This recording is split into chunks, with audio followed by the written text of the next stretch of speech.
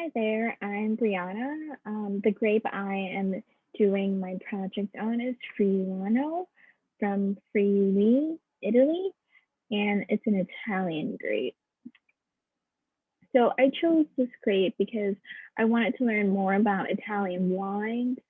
Um, Over the course of the quarter, I think I tried two Italian wines, which those are the Chianti and the Prosecco. So I was definitely interested in learning more about Italian wines. It's also a pretty interesting grape. Not very common. It's not one of Italy's most well-known grapes. So I definitely wanted to see if there was something more interesting about it and try it. And it was also highlighted in our textbook. So there was a lot of great knowledge to learn from that about it. So an introduction. This grape originated in Veneto region and then traveled to the Friuli region, where it has been cultivated since the 1600s. Commonly used names are Sauvignon and Sauvignon Vert. Similar grapes are Sauvignon Blanc, Gradis'Ciutta, and Pinot Gris. So location and history. This grape was grown in the northeastern part of Italy. It is very uncommon, and specifically it's grown in the Friuli, Venezia Giulia, and Veneto regions of Italy. Other regions include Mendoza, Argentina, and Comino regions of Chile. So some fun facts about this grape. It is from Italy's fifth smallest region, which is incredible that they just grow so many grapes for wine. And it's historically mistaken for Sauvignon Blanc. So it's kind of an interesting story. The Italians shared this grape with the French, who were using it for Sauvignon Vert. And when they decided to share this with the Chilean people, and the Chileans actually mistake this grape for one that would be used for Sauvignon Blanc. So for a very long time, Chileans were labeling bottles of wine that were made with this grape as Sauvignon Blanc. However, this is not a grape that you would use to make Sauvignon Blanc. And then this grape is distinct from California planting. So in California, they do make a lot of Sauvignon Vert. It's one of the most popular places that you can get that wine because it's not very common either. So popularity, as I said before, it's very uncommon to see a Sauvignon Vert. I didn't even know that that was a thing. I thought it was just Sauvignon Blancs and Noirs. So the cost range is actually like $15 to $20. They can be a little bit more expensive depending on where you get them from, but they're not as expensive as you would think an uncommon grape would be. The wine style is lively and fruity, notes of citrus, florals, almonds, and a touch of mineral. And it is a dry white wine. So some other notes, it should be served cooled 45 to 55 degrees Fahrenheit, no decant, and you could keep it in your cellar for 1 to 5 years. It's not really a wine that you want to age, so it doesn't necessarily need that for the flavor profile. And some interesting other names that it's commonly referred to as Tokai, Friulano, and Thai. But that's mostly in that region of Italy. So food pairing.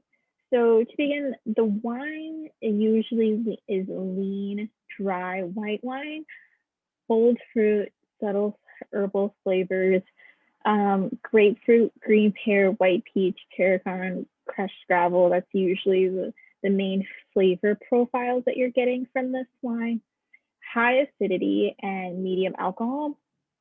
And then you'll find low tannin, as you do with most white wines. Low sweetness and body. So it's a great choice alongside salad, roasted green vegetables, and even the harder vegetables. that you need to pair wines with, such as green beans, artichoke, cabbage, and Brussels sprouts. So some recipes I thought that would be good with this wine are pan-fried whitefish with lemon butter and capers, which is one of my favorite things to eat. Prosciutto and mozzarella, and roast chicken with thyme stuffing. So tastings now.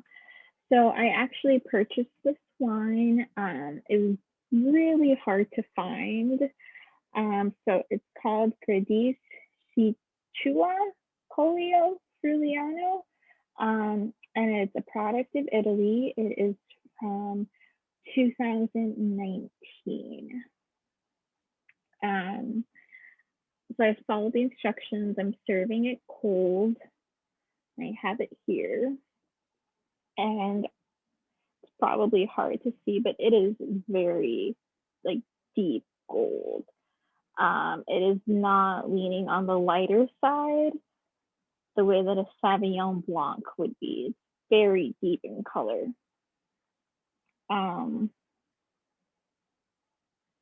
So the smell is very pronounced. Yeah, that's very strong. I can smell it from here. I don't even really need to put my nose in that. And mainly, I'm getting fruit notes, maybe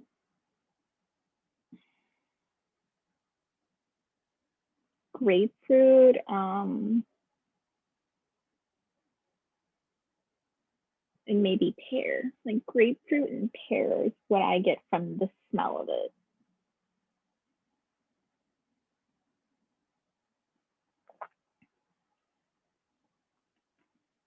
Wow. That's very polarizing. It's very minerally. I can definitely see what they meant. Also, you may or may not be able to see that, but there are little bubbles at the bottom of my wine glass, which I think is very interesting. I've never seen a white wine do that.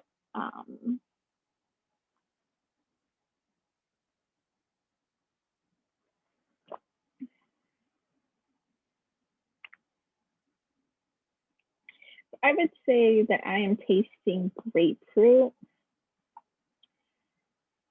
and maybe lemon. I think lemon would be the way to describe it. It's very polarizing. It's very acidic. I can feel it at every aspect of my mouth, the top, the back, on my tongue. Like it's just completely overpowering almost.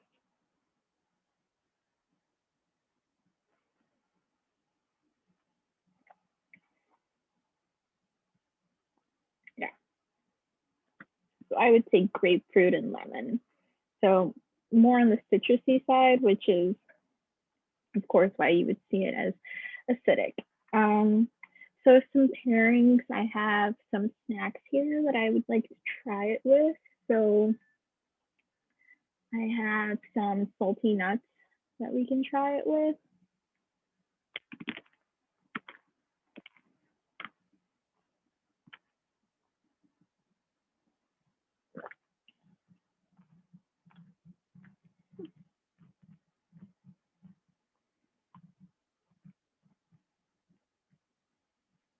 Yeah, so I'd say the saltiness definitely helps calm down how acidic this is. It kind of balances it out very nicely.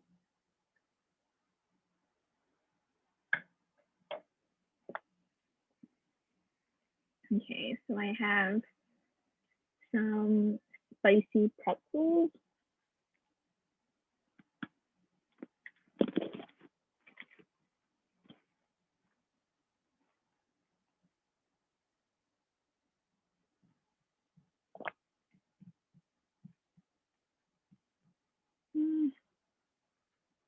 I don't think this goes well with spice. The spice is, I don't think this wine is strong enough to pair with spicier foods.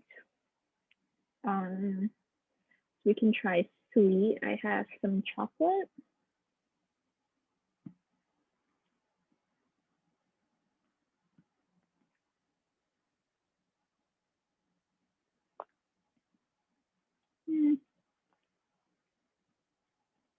I don't think the chocolate is strong enough to pair well with this wine because it really is just so polarizing. If you have a chance to try this grape or this wine, it is every time I take a sip, all around my mouth is just like freezing up. Like it's interesting. Umami.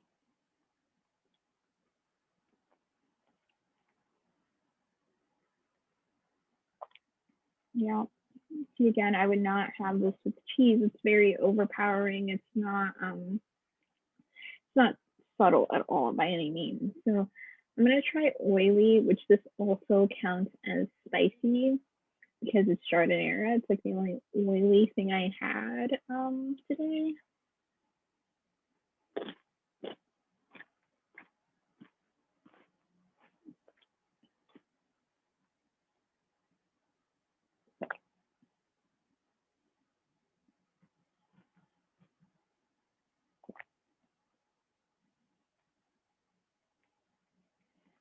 That's interesting because I think it went really well with salty, not with umami, not with anything sweet.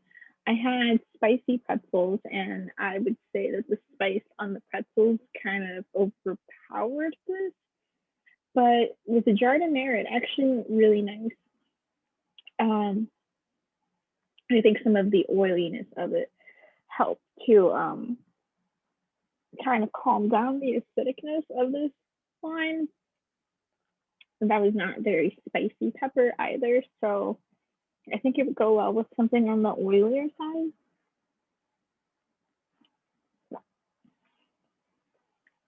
Yeah. So overall, I think this is an enjoyable wine. I'm not sure I would buy this particular one again just because it's so overpowering, but I would like to see kind of what other wines this grape is capable of making. When I was at the store, I was actually going to just look for Sauvignon Vert, but I went to Binny's and they were sold out. They didn't have any. So I was at Costco and they actually just had this wine. And it's not a Sauvignon Vert, but it is made with Friulano. So it's actually better than what I was looking for. I was really surprised that they had it. Hmm. They don't have a necessarily like a flavor profile or anything on here. So I would be interesting to see how they describe this wine. But yes, I think that if you like wines that are acidic, if that is like up your alley, totally recommend getting this. But I think I would like to try some wines that are similar grapes, just maybe in a Sauvignon Vert, maybe mixed with something else would be very delicious. So yeah, thank you for watching my presentation.